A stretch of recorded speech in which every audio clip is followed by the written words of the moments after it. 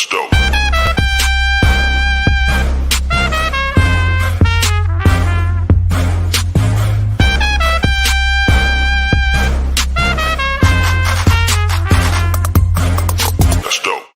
What is up, everybody? It is Monday, May 3rd at 2 p.m. Eastern Standard Time. And I know you're used to watching me just have ADHD all over the screen and talk to myself about nothing. So I had to bring in a guest because it's much better when I actually have a human person to talk to. I'm really psyched to have him here today. Now, it's just amazing not to have to talk to myself. So with rumors of a massive DeFi summer coming and all of the nonsense we saw last summer with DeFi and DeFi literally breaking records every single day, I wanted to have an expert to come on and catch us up to speed. Now, Piers Ridyard is also going to be sharing lots of information about his project, Radix. Fill us on the buzz I've been seeing across Twitter regarding the launch of their token sale, new website, BetaNet. So Piers, man, thank you so much for coming on today. Thank you so much for having me, man. Great to be here. It's fun trying to be the producer and get people on, and it's reminds me of my DJing days, switching between stuff. But man, your starting music is excellent as well. I made that. Produced that track. I produced that track years ago for a couple rappers that we submitted, and it never got picked up. So I just had it laying around, and when it was time to start a podcast, we just kind of used it, man. So definitely excited.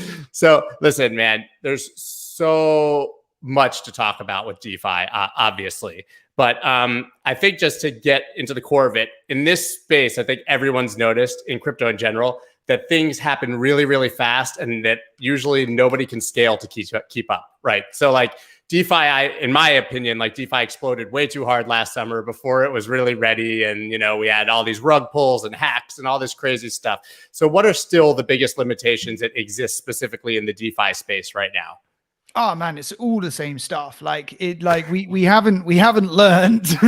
I mean, just look what's happening on Binance Smart Chain at the moment. I think that the Binance Smart Chain example and what's been happening with Ethereum, especially how much it costs to send anything, is fundamentally, we know this is a problem. We felt this problem in the industry since CryptoKitties broke Ethereum. That problem of not being able to get stuff through, and people are well, if we can get a bit more transactions in Ethereum, it'd be fine. They forget the fact that it's a bidding market, and the reason that the transactions are $15,000 are also cutting out people who want to transact for a few dollars. So if you bring the capabilities, so the transactions go down, the cost of it goes down, suddenly you're going to get way more transactions. And so this is what's happening on BSC. They're oh yeah, it's going to be scalable. And suddenly you got congestion problems again, because it's now just the next level of demand. There's just so much demand being built up. And then the other side of this is, man, we suck at getting hacked. Masari did a research. There's $285 million have been lost in hacks since sort of DeFi started to grow, and that doesn't even count rug pulls and the really shady stuff that happens. But fundamentally, everything's based on Solidity. Right? Everything's based on Solidity, which was a programming language based off JavaScript, which if anyone is a programmer will be JavaScript is not a good idea for financial products. Right. And so this programming language and environment that was created by Ethereum to be a general purpose environment for programming stuff that wasn't really meant to be 100% financial. It was finance was a little bit of it, and everything else that's cool as well. Has ended up being, this is where crypto Wall Street is, and it's built on foundations of sand that mean that people keep getting screwed. And we interview DeFi developers who are telling us they spend 90% of their time securing their code and 10% building functionality. And it's if you could flip those two numbers, what would happen with DeFi then? Fundamentally, if we could just give people better tools, what would happen with DeFi then? So I think those are the big ones. That this, and then there's the last thing is this idea that open source, right? Open source DeFi is built based on open source, and Aave would not be possible without ERC20 and a bunch of other like amazing developers who created this code and gave it away. But the community very rarely gets any stakes, any part of these platforms that are built on this open source code. And like we've got these new systems of financial economic systems that can incentivize people to build stuff. Like, why aren't we giving more back to the community if they've created something great that a big DeFi project has made as even part of their application? Like, why aren't we incentivizing more people to go and build like great tools as well? And like, what would happen then? So those are for us, those are the three things. Like, it needs to be easier to build without screwing up. It needs to fundamentally reward people for contributing to the community in meaningful ways in code, and it needs to get out of the way of people being able to build great apps because of the congestion.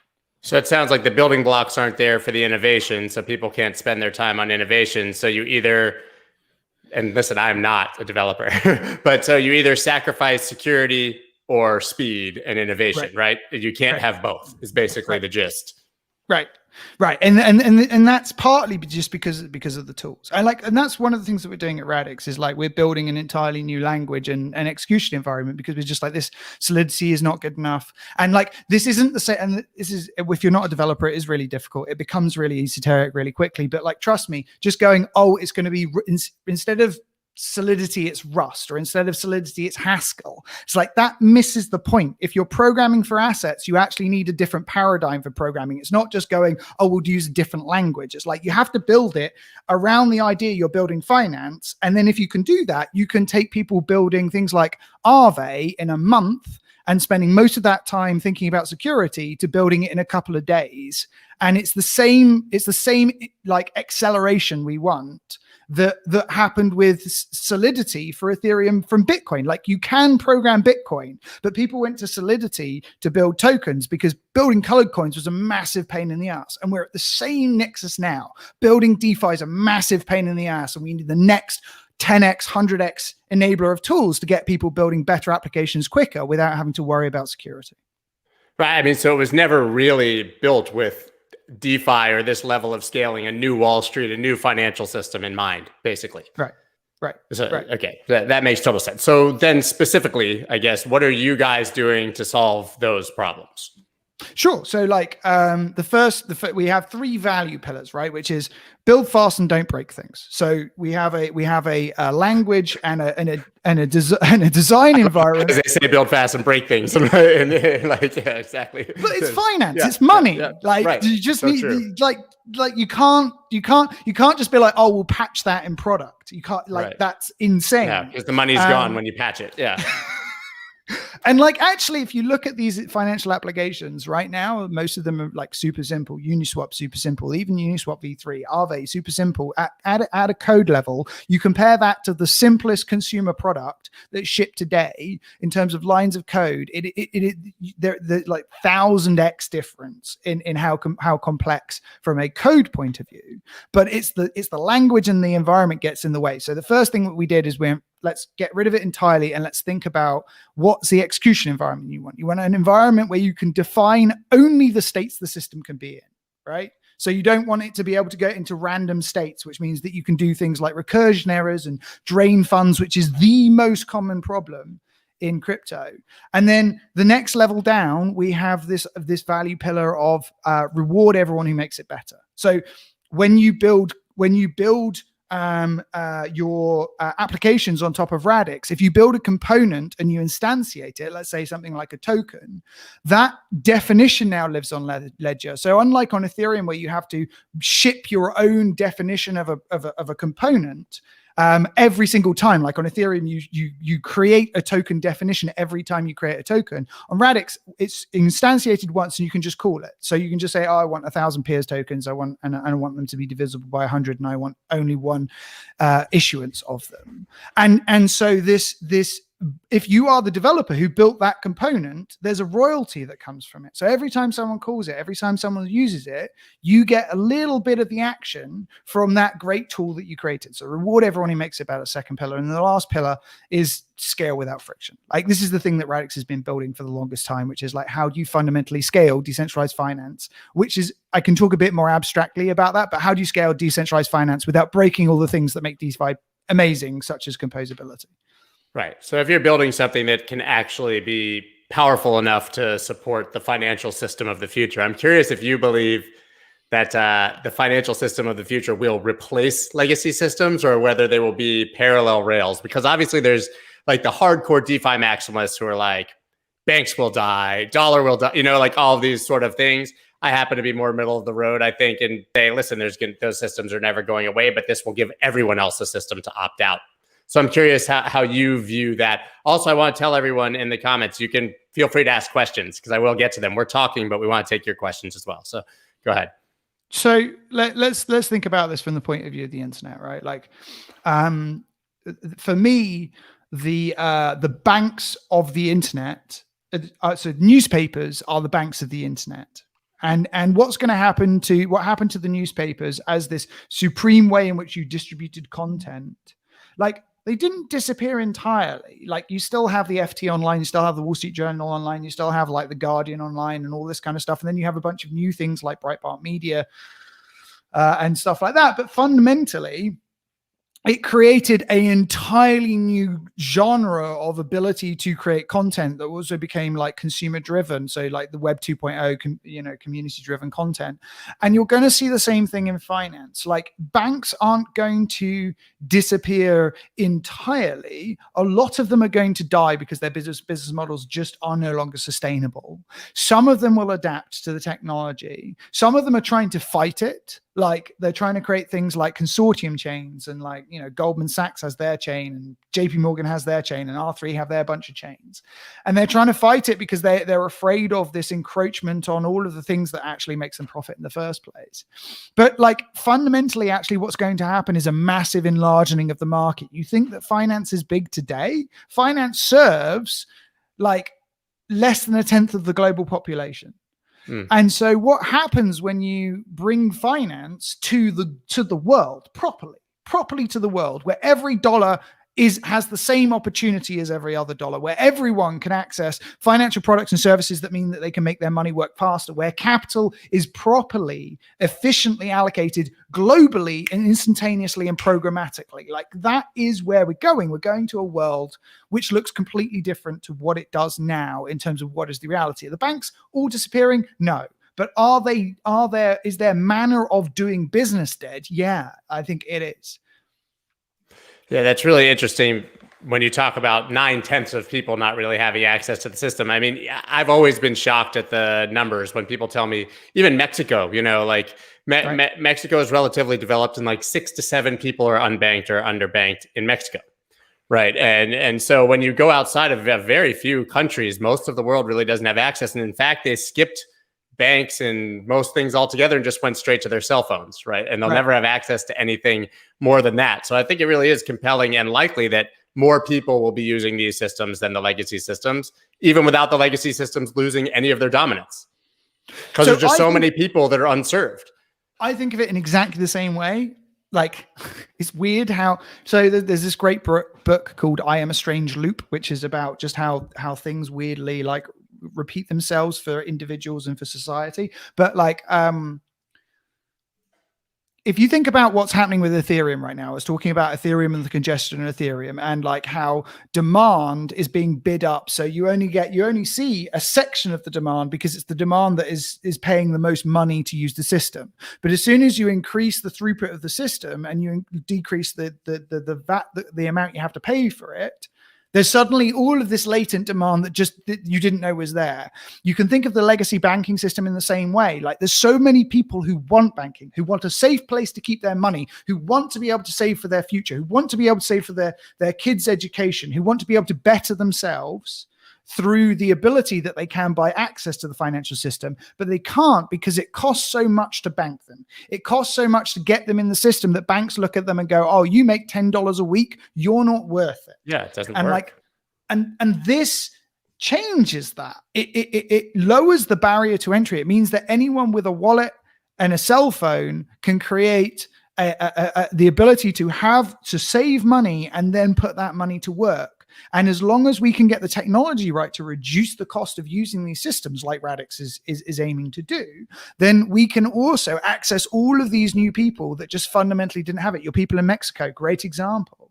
And like, that's also going to have massive geopolitical effects as well. What happens when you start breaking down the barriers that governments have put up around capital controls like Mexico has? Like, how does that change the geopolitical landscape is going to be super interesting as well. Yeah, that makes perfect sense. So I have a couple questions here. I just want to jump into it. And this one's pretty basic, but that's not even it. How do we even go about taking advantage of the DeFi market? I think maybe means as an individual. Like, well, what, at this point, what can you do? Because and I think to this point, like, there's so much we talk about that we can do, but what can you really do securely right now?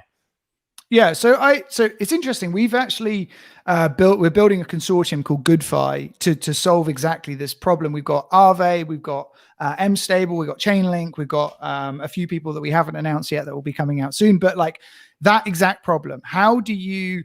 What's the first way that you can get new people into DeFi? And there's a bunch of stuff that you can.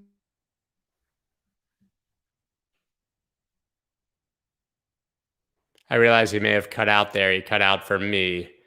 I don't know if you guys are seeing Piers frozen, unfortunately. You can still see me moving. Maybe he'll sign back on. Piers, if you can hear me, sign back on. You guys can still hear me, right? I'm still here, waving. It's that Wi-Fi. Get you in every place. So I'm glad you guys can still hear me while he is frozen. I want to remind you guys, yeah, I got it. You guys don't have to tell me anymore. I'm good. I am alive. Piers has this face. It's a very intense face. It's a pretty good face.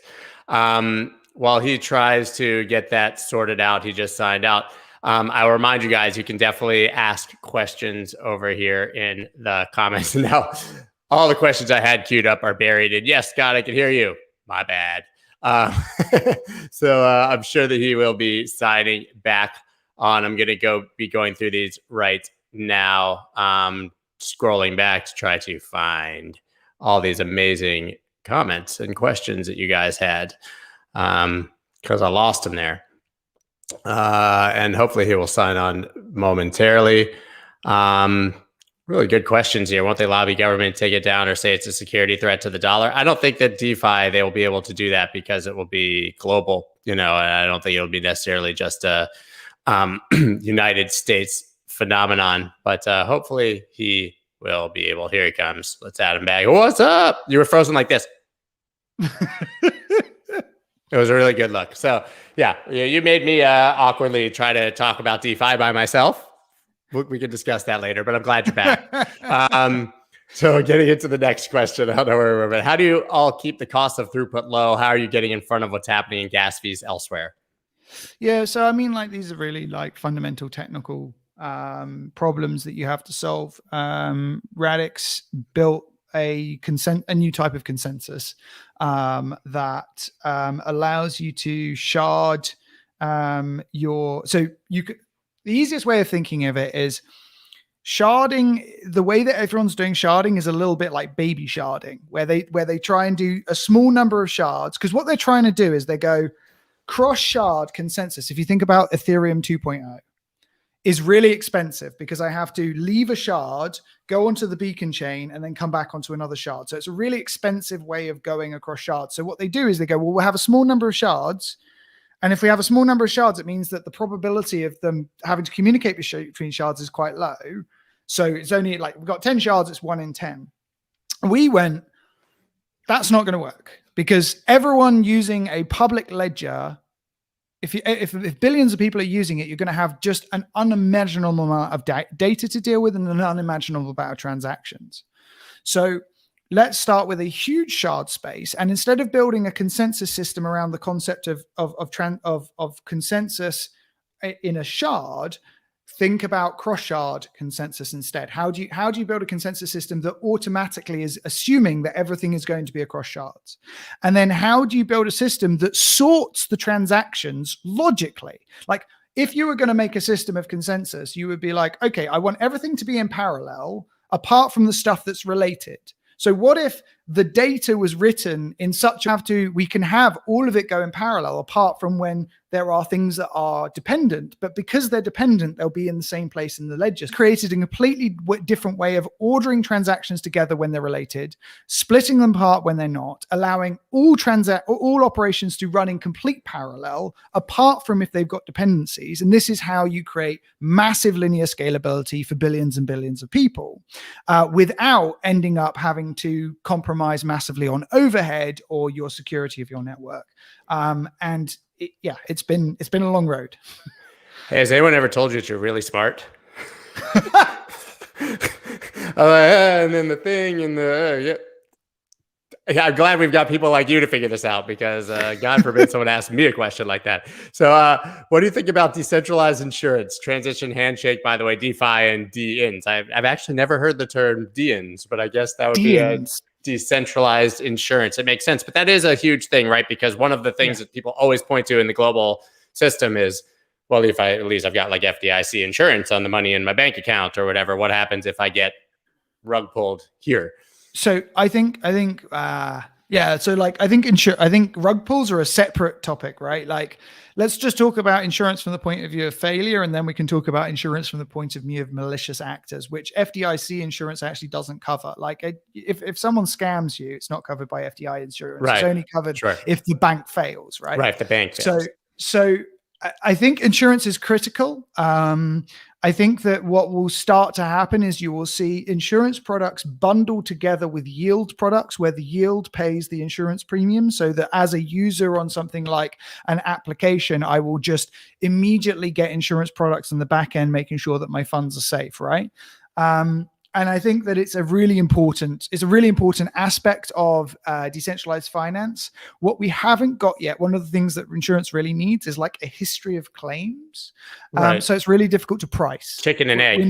We don't know. We don't know what the pricing of insurance is. So it's going to take a while. There's probably going to be some like massive systemic failures that test what insurance is, but also things like the solidity. I'm going to go back to it again, right? Like, solidity as a language sucks. So like, your premiums are going to be higher if you're building using a language in an environment that was not built for finance. And so you're going to be paying more that way. So like, get what you're building it more secure is going to reduce premiums, and it's going to make insurance a no-brainer. Like, of course, if I'm saving on a project like Aave, I should also have insurance at the same time. But the difference in like my return should be less than 0.5%. And so, yeah, why would I not do it? Rug pulls, different thing.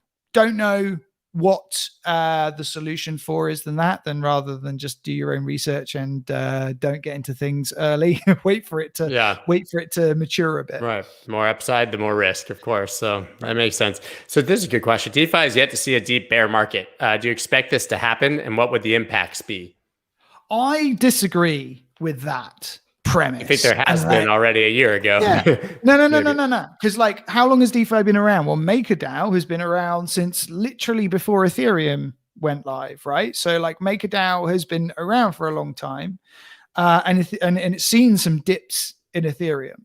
I think that the biggest danger we have as a DeFi space, and it's true of finance as well, is over leverage. Because as we get this idea that crypto only goes up, and so we can leverage up the positions with less and less collateral against those positions, and you get to position. And what's going to happen is you get competitive pressure. So like, let's take synthetics. You take 7 times collateral on synthetics to be able to create a synthetic asset. Someone is going to start going, well, that's probably too much. Let's bring that ratio down. Let's start tweaking that. And you're already seeing that with products versus MakerDAO, where you only need like 1.1 rather than 1.5 on volatile assets. So like, what's going to happen is you're going to get an over leveraging. The over leveraging in the market, when the bear market turns, and it really turns hard, you're going to see a bunch of collateral call failures, which is going to mean the failures of a bunch of DeFi projects. So, and like, the only advice I have for that is don't over leverage and buy insurance when you think it's starting to get a bit hot. But like, that's what's going to happen. And we don't have a way of. It happens all the time. I mean, that happened a week and a half ago in Bitcoin. If you're talking about trading, right? I mean, the entire Bitcoin dip was a result of leverage. Right. People love leverage in crypto, so that's never going to stop. Right. It's a little bit like crack cocaine, right? You just like, oh, just a little more. Give me one more hit. 25x, 50. Not that I've ever done crack cocaine. If anyone is just like, oh man, Piers does crack cocaine. It's an analogy. So much energy. Although both of us are energy. I was going to say both of us could probably, mine's just ADHD and coffee. I can't speak for you, but, and this is a follow-up to everything we've been talking about. Maybe you've actually kind of addressed this, but how do you solve the constant security breaches and bugs and exploits in DeFi projects? I guess even the better question to me is like, when will that just sort of be solved out of the system because the systems are in place that sort of disallow them from happening? Yeah. So this is one of the things that we're concentrating on very, very deeply with Scripto. So Scripto is our programming language. And you can think of it as like having rails inside it that make sure the developers can't do stupid things. Now, it doesn't mean that you can't, if you really try to do stupid things, but there's a bunch of stuff that get caught at compile time that means that it actually won't let you deploy the application if you have things like recursion errors in there and stuff like that, which means that you end up with a fundamentally safer way of programming. And the reason that you're able to do that is because the programming language itself treats assets as primary components of the system, primary objects in the system, that you can't deprecate an asset in one place without crediting it in another, but you can't have the credit without the debit. And so this ends up meaning that you get a system that acts more like physical objects are inside it, and you get it making it a lot easier to build secure finance in the first place. And that's fundamentally it. Like, you have to change the programming. You have to change the way that you build these applications. So the programming paradigm, this is more than just the language. It's also like you have object oriented programming, you have functional programming, and this is taking this to a next level. And how do you create a language that is specifically around the concept of finance? And you get to a point where people can build more secure applications much more simply. This is a really basic question, but it's always worth asking. Like, what are the best talking points you have to convince people to use crypto? I'm struggling. And I think everybody like goes home to their normal friends and tries to like share the excitement of all that we're experiencing. And usually you just run into a brick wall and end up being made fun of. So how do we, convince people to use it?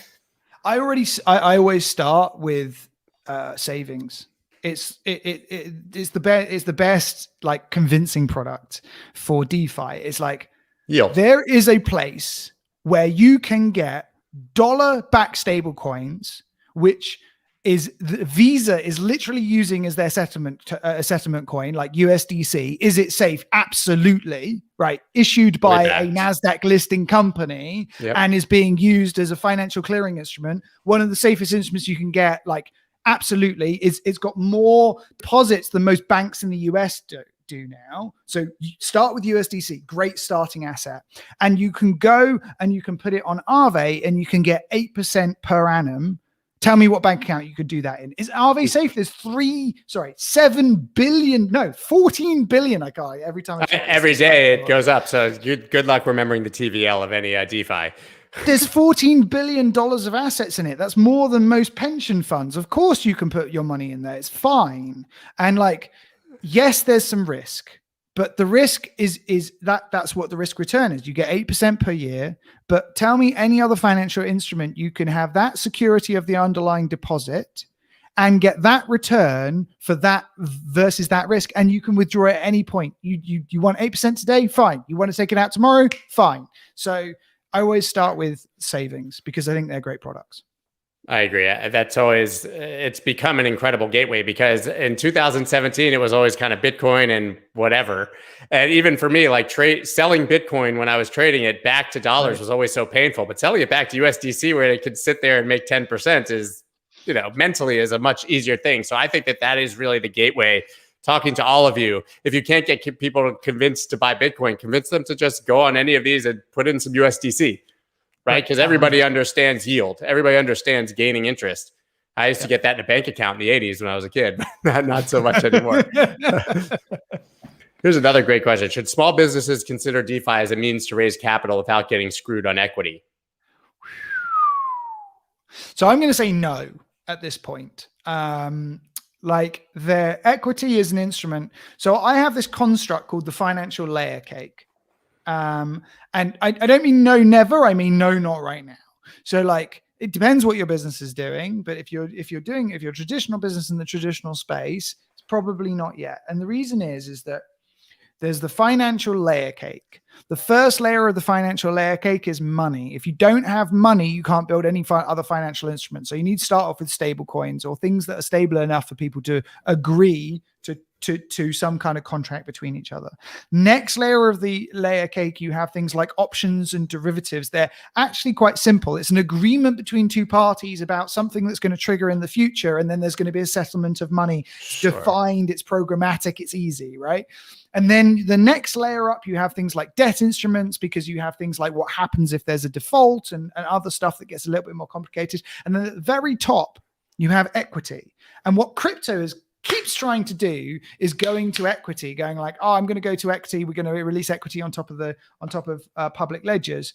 Like the amount of regulation that's in there, the fact that equity is also a governance instrument that gives you control over the company, the fact that, you know, you have voting rights, you have random stuff that exists in the founding documents of the company that change every single equity instrument depending on where it's issued, what state, what country, whatever.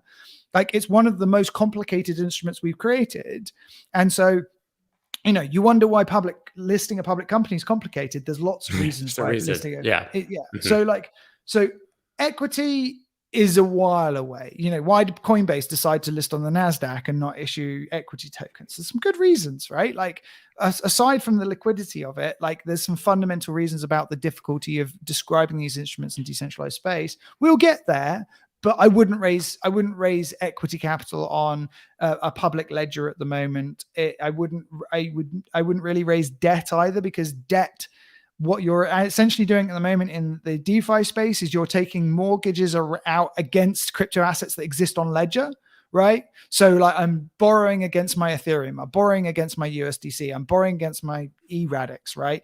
Like that's a different thing than me as a business. I've got income and I'm gonna give you some of that income. If you like, you need risk officers, you need to work out the financials of the company. It's a discrete instrument, i.e. it's just for this company. It's difficult. So very easy for an individual to just take a loan. They believe the asset's going to go up. They have enough collateral. That's a way to avoid that sale or taxable event. But when you scale that to a company, it becomes really, really complicated. Right.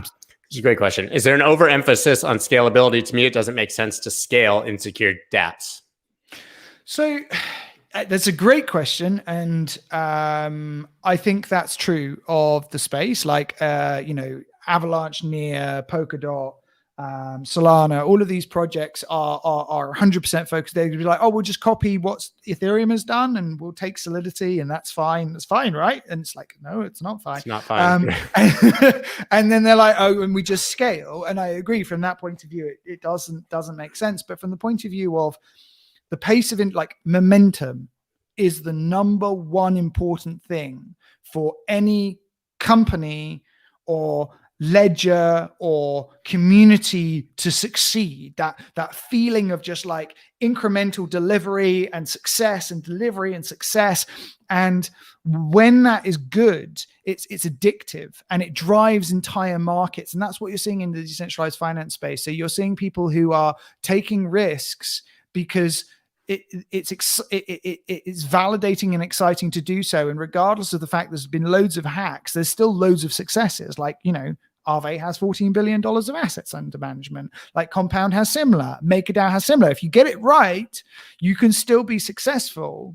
And so this is where the massive alpha comes from at the moment. It's a early market, white sheet of paper, go invent new stuff and get the rewards, but at the same time take on the risk. And as we get better tools like what Radix is building, as we get more scalable platforms like what Radix is building, that will mean that more people can come in and take lower risks to do the same thing. But, don't get in the way of people just playing around with stuff, because that's what the market is doing right now. Can anyone run a node to help secure the network? I don't know if they're talking specifically about Radix. Yes, anyone can run a node to help secure the network. The first version of the network that's going live, it takes the top 100 validators, and then as we go towards our next, so we have first version of the network is called Olympia. We name them after the 7 wonders of the world. Olympia is the first one. Alexandria is the second one. Babylon's the third one, and Xi'an is the fourth one. Xi'an is when we get to a fully state sharded, fully decentralized, linearly scalable network. By that point, unlimited nodes, but starts off with the 100 top validators, just so that we can basically release it in stages and make sure that each thing is correct, because we are inventing so much stuff. Like, the consensus layer is different. The way that the execution environment is different. The language is different that you build on top of it. The economics has some differences. It's fundamentally just making sure that, like, it's people's money. Don't mess around with people's money. Make sure that each bit works. But yes, to answer your question, anyone can run a node. Love it. You guys are really smart too, by the way. These questions are great. You mentioned composability before. What is it, and why do you say it's important in DeFi? So composability, it's the geeky term that everyone enjoys banding around, and it's so important. So composability is this idea that I can compose together several different calls at the same time, and it's the thing that is driving the majority of volume on top of things like Ethereum. So if I want to, let's say Uniswap, I see an arbitrage opportunity, and I want to take that arbitrage opportunity, but I don't have the underlying crypto. Now, what you used to have to be able to do is you had to go and trade for the underlying crypto and then hope that the arbitrage opportunity was still there, but it's going to go away in a block. And now what you can do is you can call Aave, take a flash loan, take the arbitrage opportunity, trade the other side, trade that into another currency, pay back the Aave loan, and then take the profit. And you can do that all in a single call, right? So there's no waiting for the loan to complete in one block, then do the trade in the next block, and then do the next trade in the next block, and then pay back the loan in the next block. There's no 4 blocks of processing. Everything happens in one block. That's an example of composable applications. And that is what drives Uniswap always trading like almost exactly to the price on exchanges. That's what drives huge amounts of volume on top of these ledgers. Sharding, the way that everyone is doing sharding, breaks that. On Ethereum 2.0, if Aave was on one shard and Uniswap was in another, then you fundamentally would have to wait for the confirmation of the loan on one shard before you actually do the trade on the other shard, and then send everything back again. So suddenly you're back to the old school way of doing things when we were using things like Ether Delta, and you had to wait several blocks to complete trades. And that's broken on Avalanche, it's broken on Near, it's broken on Polkadot.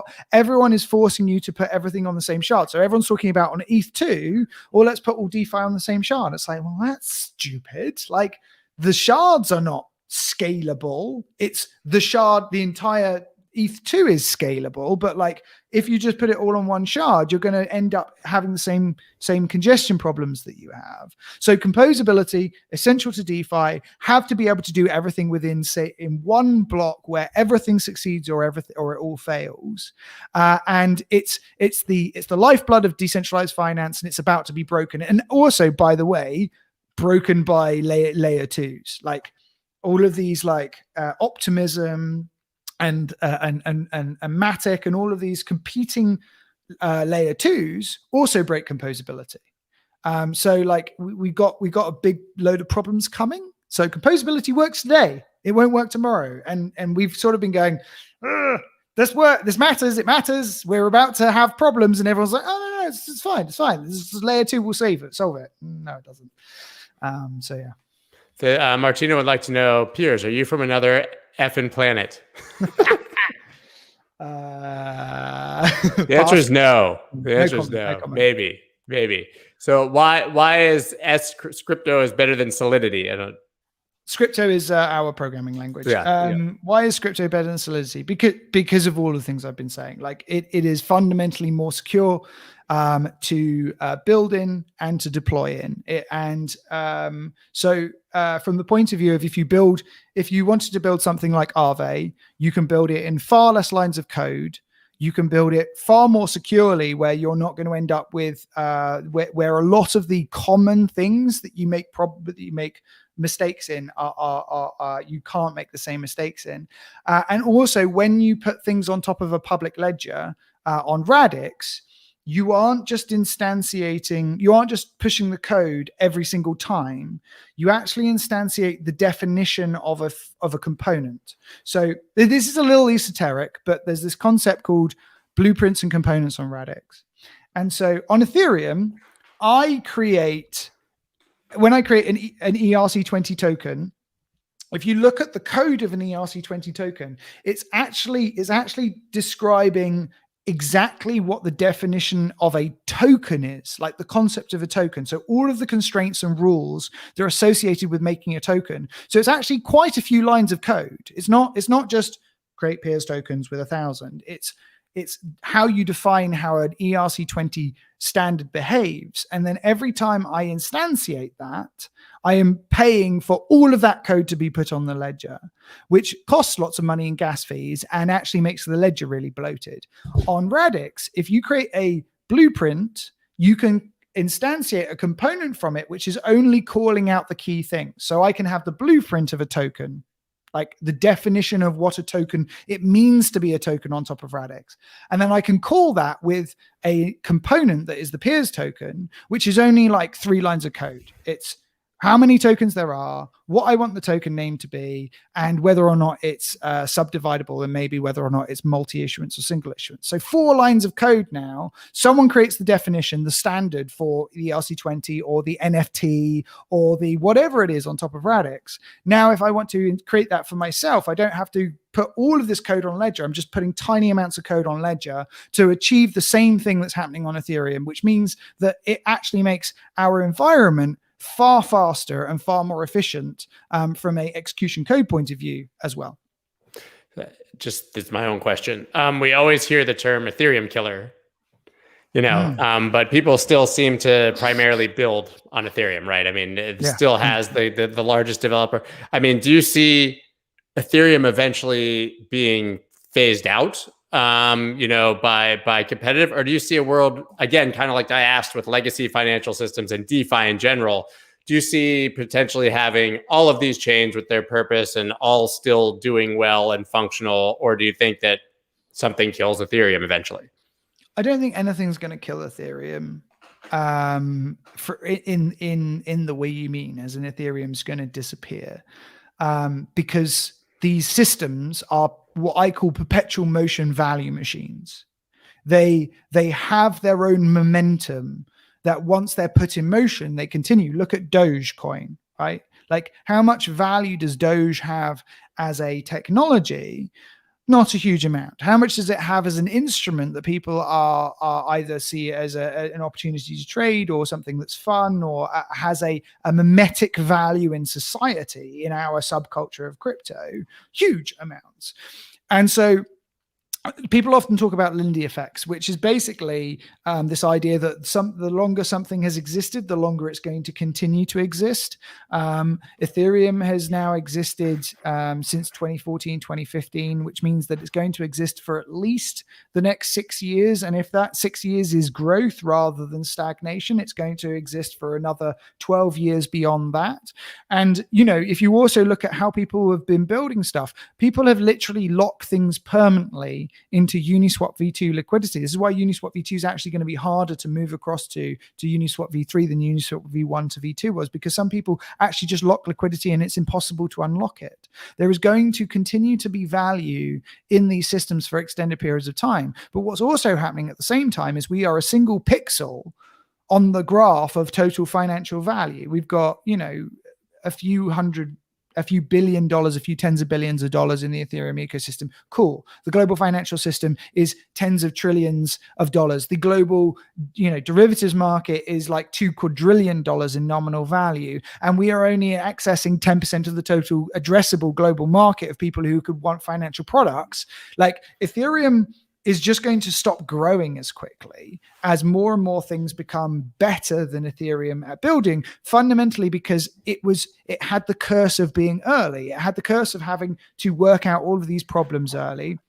And a lot of them are really, really difficult to resolve. Like I remember I started mining Ethereum when it first came out in 2014, 2015, and I didn't bother like investing in like proper mining equipment because everyone was like, well, in 6 months, we're going to move to proof of stake. And we're still here waiting for proof of stake to come onto Ethereum, and it's just coming in. And so like moving these things are really difficult. We're just talking about consensus level here. They're moving away from solidity, and the solidity VM is going to take a long time. They have some answers for it, but then re-architecting the way that everything works whilst at the same time saving backwards compatibility, because if you break things, the entire Ethereum ecosystem is going to go up and be like, oh my God, you've broken my pet fantastic application and it's got a few $1 billion in it. How dare you do that? You absolute idiots. So they have this problem of essentially institution immobility from their success to date. That means that it's very difficult for them to engineer themselves out of this. But no, I don't think it's going to disappear. That's really interesting. It's like really, I didn't know about this, so it's a good question. The European Investment Bank announced they'll issue a bond on Ethereum. Comment on TradeFi moving to DeFi. Great. TradFi. I mean, like, yeah. TradFi, traditional. TradFi, yeah. TradFi. I was like, TradFi is not a company I've heard of. Okay. So, like overall, great. Fantastic, good news. From the point of view of strategically, what I think is going to happen in time. The global financial ecosystem is fundamentally a machine for allocation of capital. It doesn't really care about many other things. Like there's a growing stuff around like impact investing that I think is really important and morally correct that it's coming up. But fundamentally, it is wherever the most money can be made, that is where it goes. Right. And if you look at these public ledgers as a place where money and the programmatic manner of allocation of capital is automated and made completely trustless, where you don't have to trust institutions and say, oh, I trust you, you got my money. It's like, I can see it's in code and you can't access it, like most of the time, is going to mean that liquidity and opportunity is just going to be sucked out of the traditional financial system, and more like we're going to start going up the value chain where more and more people are going to be like, that is where the liquidity is. And that is where I have to be to offer my capital allocation opportunity, because that's where I will make the most money or I'll raise the most money.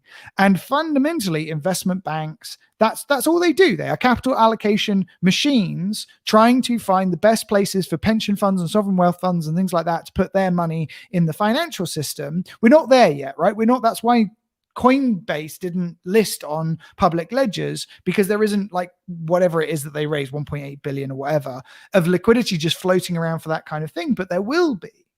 And so the European Investment Bank issuing a bond on ETH, I didn't know that was true, so great to hear, is just the first example of governments being like, holy crap, this might be a new way of tapping into liquidity, and they need liquidity. They want liquidity as much as any other financial institution does.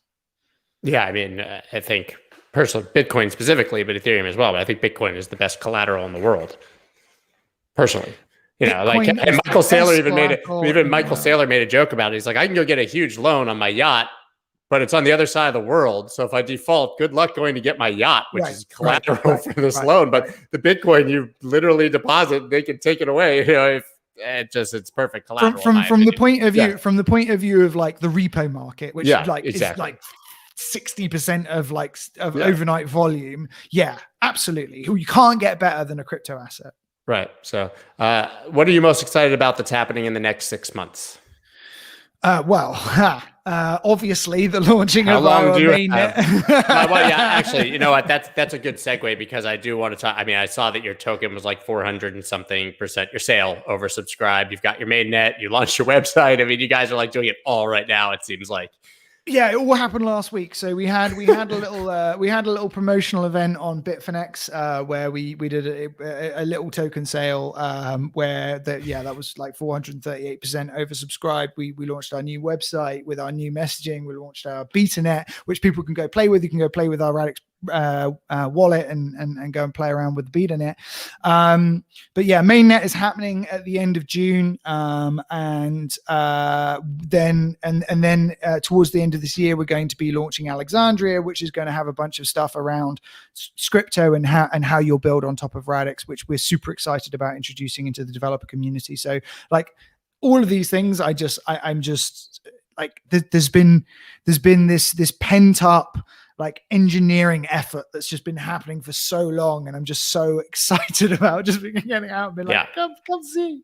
I think there's a great simple question because we probably have a lot of developers here, people interested in how do you get started developing on Radix?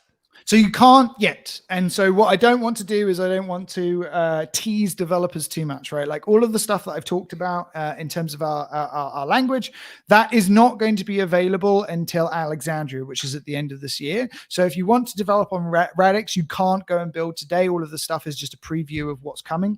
But please do go and join our developer channel in our Discord. Please do sign up for our mailing list, and you will hear as soon as it's available to start building on Radix. The first version of the Radix mainnet, which comes out at the end of June, it doesn't have the full scripto features. It starts with what we call the Radix Engine V1, which is just proving out this programmable finite state machine of secure execution environment for public ledgers to make sure that the systems work correctly before you start giving people the ability to build on top of the ledger. Makes sense. I love this question. Is crypto still too difficult to use for normal people from this planet? Does Radix have plans to simplify user experience? Great question. So yes, like the user experience of crypto sucks. It's getting better though. It's getting better. But yeah. So like private keys are still a massive problem. Like this idea of just being like, if I do something wrong, I can't get my funds back, like is terrifying. Ever is terrifying to people. And like, you know, I have this thing where I'm like, MetaMask sucks as a user experience, and people are like, no, it doesn't. It's great. It's like, it's not like, it's just, you've been gaslighted. You got used to it. That's the answer. But if you thought about it as someone who'd never done anything in crypto and like tried to get MetaMask for the first time, I mean, that's a nightmare. Literally a walking nightmare. How does clicking sign and nothing happening acceptable? Like, how is asking you to sign something which is just zeros and ones and gives you no context of what's going on acceptable? Yeah. How is the interface between MetaMask and Ledger or Trezor acceptable? How's wallet management acceptable? Like, how's any of this stuff acceptable to anything but people who are in this because they believe? And so that's like, for us, this is a big part of it. And we will stop. There will become a point in the industry where we will stop talking about technology as the number one thing and start to talk about user experience. It's happened in every single industry. It happened in the consumer tech world very quickly. It's happening in the business tech world now. And it's going to happen in crypto, where user experience and user-centric design is going to come to the fore. It's a big thing that we really care about at Radix. But again, these are things that we deliver at the right time. Like, I have this saying in crypto, which is every single idea everyone's having right now about crypto is probably $1 billion idea. It's not a question of, is it $1 billion idea? It's a question of, is it now? Is it $1 billion idea now? And the same in the internet age. Like, you look at all of the .coms and the people go, the .com bubble was stupid. They were just too early. They were too early. Early. All those ideas that we saw back then. I mean, sorry to interrupt, but like the Ubers and all these things, they existed 20 years ago. They just didn't work because people didn't have cell phones. Right, because they didn't have the distribution. And so like, what your distribution is one of the key things that you care about as you scale a business. But fundamentally, what we're at now is still in the experimentation phase. Like, MetaMask was brilliant versus what came before it. But I still think MetaMask isn't the Netscape Navigator moment that the Netscape Navigator was for the internet. I think there's still yet to come a breed of products that just think about user-centric design in a way that assures people that your finance is okay. You're like, if you press this button, you don't have to pray to Vitalik that it's not going to like. I still pray to him. Newly minted billionaire today when we crossed 3,000, actually. But I still pray to him every time. Nice. Yeah, he became a billionaire when it crossed 3,000 was like the magic number for him to become a billionaire on the Genesis wallet, I think. Interesting something you just said that we always hear as a negative that crypto is being compared to the .com bubble, right? It's like, and to me, it's kind of a positive, but I think that people should realize that, probably 90 out of 100 projects will be gone in 10 years, right? They don't have the Lindy effect, as you said, but that just means that there's hundreds of people or thousands of people that are trying to break things and build new things. And most entrepreneurs don't succeed, right? But the stuff that comes out, it'll be Google and Amazon and right. I mean, yes, it's a bubble in the regard. I think that people are trying things and most of them won't work. But I mean, do you think that there's a comparison, or you want a bit like fundamental? Like I hate quoting Edison because screw that guy. But he said I didn't fail at making a light bulb. I just found 100 ways that didn't work. Like fundamentally, to make $1 trillion, we got to lose $1 billion. And to make $100 trillion, we got to lose $1 trillion in innovation capital at risk costs. That is just the nature of humans. Like the capital markets and capitalism and finance are fantastic ways of testing and validating ideas. But the only way you can test and validate ideas is by putting products out there and putting them in front of people. And often that does require capital. It requires human capital. It requires money to pay people to try these things. And fundamentally, every single time that people try something and it succeeds, we gain a little bit of collective knowledge about what the right next thing to do is. And we're just constantly in this cycle of working out how we're going to move forwards to the next thing, to the next leap in understanding, to the next leap in how we create value using these systems. So all of this money matters, and it matters because some things will work, and when they work, they will fundamentally change the world. That makes perfect sense. I'm laughing because there's a fake Vitalik Buterin in the comments saying things like, "I don't answer prayers." and I think, and there was someone commenting as me that wasn't me, saying they were going to hook someone up with something nice. So I blocked myself, it would appear. So that's what was happening going on there. It's never a dull moment on YouTube and on Twitter and in crypto, I could say. So some specific questions, and I don't know how much more time you have. So I realize we might be up against it, but I've got a little more if you do. What about tokenomics? Any burning, any idea of staking percentage, pretty large supply? Curious about the use case. Yeah, so tokens are an interesting one. We designed the token economics slightly differently to most projects. One of the fundamental things about Radix is the sharding environment means that we actually just were like, we were bashing our heads against brick walls about how can you make it so that you can collect the token fees for transactions and operations and smart contracts up to all of the node operators in a way that doesn't make sharding really difficult and unscalable. And we were like, well, what if we just burn them? What if they just disappear? So we everything in Radix is burnt. You can only get part of the emission fee by actually operating in consensus. In Radix, we have finality, so you can always show that nodes have been part of consensus or not. And so we were just like, any transaction that happens, any operation that happens, just burn the transaction fee. Obviously, that doesn't apply to the royalties that go to the developers, but it does for everything. So that's an interesting point on the token economics. The other thing is that we don't have time-based unlocking for all of the tokens that started off in issuance because we didn't think you never know what stage a project is going to be at any time sometimes, and projects never go in incremental steps consistently. They go through these burst periods, and then like there's a bunch of building that comes after, and then there's a burst period. So we're like, well, what if we made it so that the token economics was that every single time the token price reaches a new threshold and stays there, that's clear that there's a new level of demand for the token, and the project is gaining traction. So that should unlock the next supply, and that makes sure that everyone stays aligned over the long term, and make sure that not too much supply is being entered into the market at any point.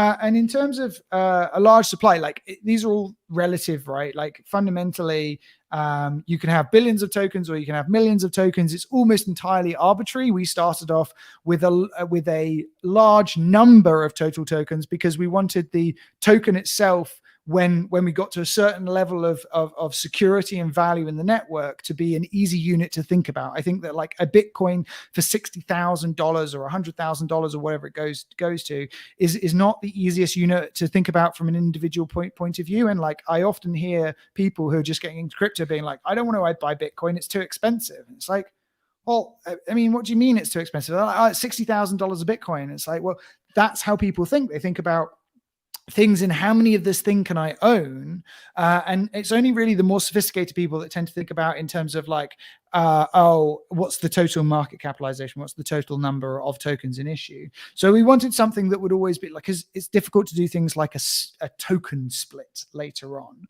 We wanted to start off with a supply that would make sense and be a nice value for like 1 billion people or 7 billion people using the network, which is why we started off with a starting supply of 12 billion and a total supply of 24 billion after 40 years. I had Mark Yusko, I don't know if you know him, on my podcast not that long ago, and he said that he thought that one day we'll just be talking about the 21 quadrillion sats and people won't even talk about Bitcoin anymore. We'll just talk about sats because the price will be so high. And I thought that was a novel sort of to respond to what you're saying. That was kind of a cool idea. Right. For a sat to be a dollar, it's $1 million a Bitcoin, and yeah, you know, like that becomes a thing. Let's do that. Can think about. Let's do that. So yeah, I know we're up against with time. Do you have any parting thoughts? Anything else you want to share? I didn't ask about that I might have missed. I mean, I think we got a pretty good idea of what's coming for you guys, but I would love to hear if there's anything else. The last thing I'd say is like, you know, for us, just come join our community, get involved, like help this happen. Like these things only happen as a result of people taking action, getting involved, being active, and like I think our community is amazing. I would love people to come and get involved with it, ask questions. Huge shout out to everyone who helps out in the Radix community on Telegram. We're at Radix DLT. On Discord, we've got a Discord channel. On Twitter, you can come follow us on Twitter. We put out loads of stuff. And so you like just get involved because that's what crypto is all about. Yeah, guys, and I should have mentioned this at the very beginning. The information, the website, I linked 3 YouTube videos that you guys had, which I thought were awesome. The 3 like little 60-second videos explaining what you guys do, and descriptions all down in the comments. And I did not add the Telegram and Discord, so we'll do that afterwards and post it so that people can find the community, because I think that's huge. And also to ask you quickly, where can people find you? So I hang out in Telegram, in the Telegram channel. I pop in every now and then. I'm also on Twitter at Piers Ridyard, where you can follow my general musings about the crypto space. I'm not the most active of tweeters, but if you tweet me, I promise I'll tweet back. Very cool. Well, thank you so much for taking the time to do this. I love it. And I have to say, judging by the comments and what was happening, you have a very passionate following and community that really loves what you guys are doing. We asked the questions, obviously, but there were a ton of just comments that were so positive on everything. So maybe read back through those if you want to, have some self-affirmations and feel really good when you wake up in the morning or something. But guys, thank you again. Once again, check out all the information down in the description. I'm supposed to tell you I never remember to do the like thing, hit the like thing. Apparently, if it matters, you'll see us more if you guys hit the like button. So once again, thank you, Piers, and everyone else. I will see you in the next couple days. Thank you so much, Scott. Cheers.